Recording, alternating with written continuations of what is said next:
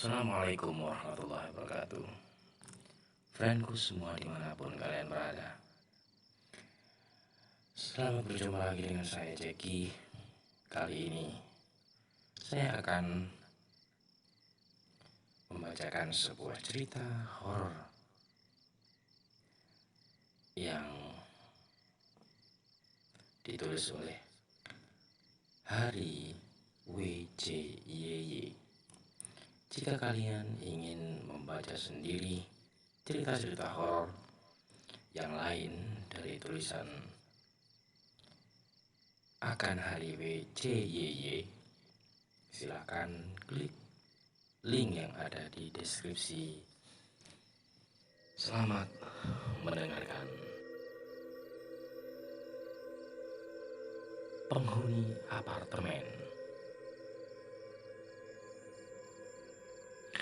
Namaku Hanif. Aku tinggal seorang diri di sebuah apartemen di segitiga emas Jakarta, atau orang bilang jantung kota Jakarta. Aku sendiri seorang pekerja kantoran yang bekerja di salah satu perusahaan asuransi yang memang bermarkas di ibu kota. Sudah beberapa bulan ini aku hidup sendiri semenjak perceraianku dengan istriku. Karena kami memang belum mempunyai anak, jadi aku bisa langsung terlepas dari ikatan hubungan ini. Kami jadi tak pernah bertemu lagi dan bahkan tak saling kenal lagi. Sementara di apartemen, aku dibantu seorang asisten rumah tangga. Namanya Bu Umi. Dia asli warga sekitaran apartemenku. Karena apartemen bertingkatku ini berbatasan langsung dengan pemukiman padat penduduk khas Jakarta. Bu Umi ini tak menetap di apartemenku. Dia punya jam kerja sendiri yang sudah aku atur.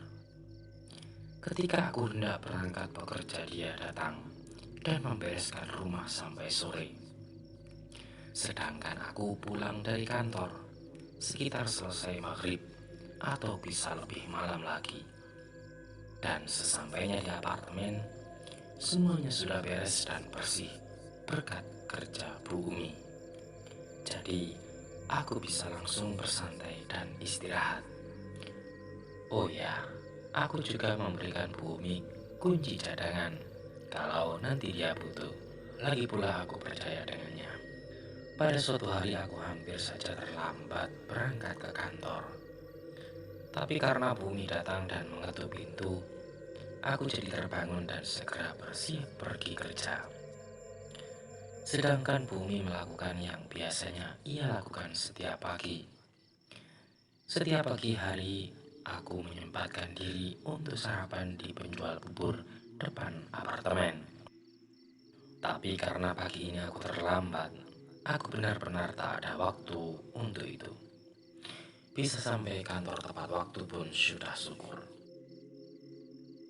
Singkat cerita, aku sampai di kantor dengan mobil sederhanaku. Bekerja seperti biasa, bertemu banyak teman dan lainnya yang biasanya dilakukan pegawai pada umumnya. Waktu berjalan begitu cepat ketika aku di kantor, tak terasa. Setelah hampir seharian bekerja dan 2 kali istirahat, tibalah aku di ujung hari. Sekitar pukul 6 sore aku keluar kantor menuju mobilku dan mulai mengemudi pulang. Sebenarnya pulang di waktu maghrib seperti ini adalah hal yang aku benci, karena jalanan selalu macet di jam-jam ini. Padahal kalau tidak macet, perjalanannya tak akan memakan waktu lebih dari 15 menit. Karena macet, perjalananku yang sebenarnya dekat ini pun memakan waktu 40 menit. Aku sampai dan memarkirkan mobilku di basement. Kemudian berjalan ke lift untuk naik ke lantai 9 di mana aku tinggal. Aku sendiri di dalam lift dan sampai di lorong pun aku sendiri. Lorong begitu sepi dan hening. Hanya ada aku dan suara langkahku. Ditambah suara kunci yang berputar di lubang pintu. Aku segera masuk dan langsung mengambil segelas air di dapur, kemudian meminumnya. Namun ada yang janggal saat maghrib itu. Aku lihat Bu Umi belum pulang dan sedang menyetrika di salah satu kamar kosong di apartemenku. Karena pintunya dibuka, aku jadi bisa melihatnya. Aku pun mendekat dan bermaksud menyapanya. Waktu itu Bu Umi posisinya membelakangiku. Kepalanya menunduk sambil fokus menyetrika bajuku. Kan bisa besok pagi Bu, Ibu pulang saja, kataku pada Bu Umi. Enggak mas, sekarang aja deh, lagi malas pulang cepat, jawab Bu Umi. Aku berpikir mungkin Bu Umi sedang ada masalah dengan anak-anaknya di rumah. Jadi aku membiarkannya dan tak menaruh curiga apapun. Ya udah Bu, saya bikinin teh ya, ucapku dengan maksud baik. Aku segera berjalan menuju dapur untuk membuat segelas teh manis.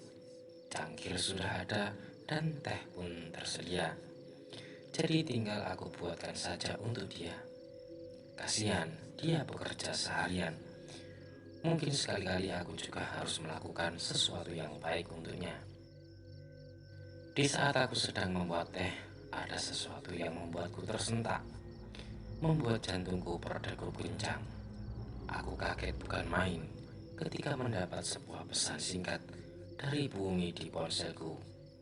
Dalam pesan chat tersebut, Bu Umi berkata, "Mohon maaf mas, hari ini saya gak bisa lama-lama." Begitu ucapnya dalam pesan. Jadi Bu Umi sudah pulang sejak siang hari tadi. Lalu siapa yang sedang menyetrika di kamar kosong itu? Astaga. Aku segera menghubungi Bu Umi. Langsung aku berjalan ke balkon dan menelponnya saat itu juga. Untungnya responnya cepat. Bu Umi langsung menjawab teleponnya. "Bu, kenapa Bu?" tanyaku dengan nada ketakutan. "Mas, maaf, saya pulang lebih awal tadi. Nanti deh, besok saya ceritain. Ada yang gak beres di apartemen mas," ucapnya dengan nada yang sama takutnya denganku. Aku pun langsung menutup telepon itu karena tak ada yang perlu aku ketahui lagi.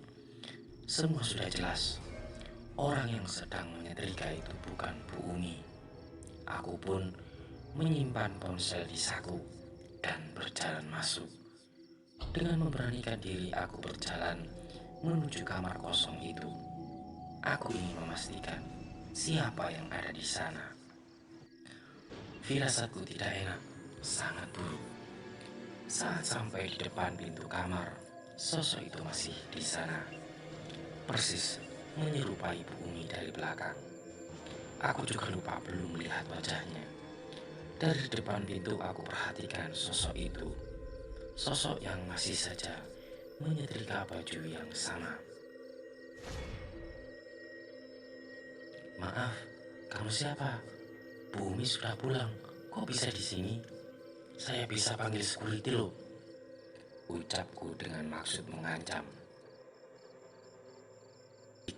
Yang membuatku bergidik adalah ketika sosok itu tertawa cekikikan sebelum menjawab.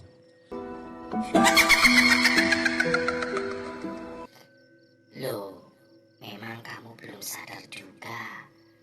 Tanya sosok itu sambil terus menyetrika. Ayo, aku ini siapa? Tanya sosok itu lagi. Aku ketakutan setengah mati. Badanku bergetar hebat. Ingin rasanya aku lari. Tapi entah kenapa mataku rasanya ingin melihat sosok itu. Kemudian sosok itu menoleh. Kemudian berdiri menghadapku. Memperlihatkan wajahnya yang rata. Tanpa mata, hidung dan mulut. Benar-benar rata. Aku pun segera lari sambil berteriak saking takutnya. Aku tinggalkan apartemen. Langsung aku lari ke lift untuk turun ke lantai bawah. Selama di lift tak henti-hentinya aku istighfar. Astaga, sosok apa yang baru saja kulihat? Makhluk halus, kenapa ada di apartemenku? Gara-gara kejadian itu, aku tak tidur di apartemen malam itu. Aku terpaksa tidur di rumah orang tua di Bekasi yang lumayan jauh jaraknya. Keesokan harinya aku berangkat kerja seperti biasa. Bu Umi kusuruh untuk tidak datang ke apartemenku karena aku sedang tak di sana. Setelah pulang kerja, aku berkunjung ke rumah Bu Umi. Aku ceritakan apa yang aku alami kemarin. Dan ternyata Bu Umi pun mengalami hal yang sama. Itulah alasan kenapa Bu Umi pulang lebih cepat. Bu Umi bilang kalau makhluk itu menyerupai aku. Namun setelah menoleh, wajahnya rata. Setelah aku dan keluargaku menggelar pengajian kecil di apartemen, barulah aku berani lagi menempati apartemen itu. Wow, serem banget. Sampai merinding banget gua. Aduh, bayangin deh. Oke, terima kasih friendku semua yang sudah menyimak cerita horor di channel ini. Jangan lupa subscribe, like, share. Kalau bisa komen ya di bawah, bisa kritik dan saran yang membangun agar channel ini bisa berkembang. Oke, selamat malam, selamat tidur. Semoga kalian tidak mimpi buruk. Assalamualaikum warahmatullahi wabarakatuh.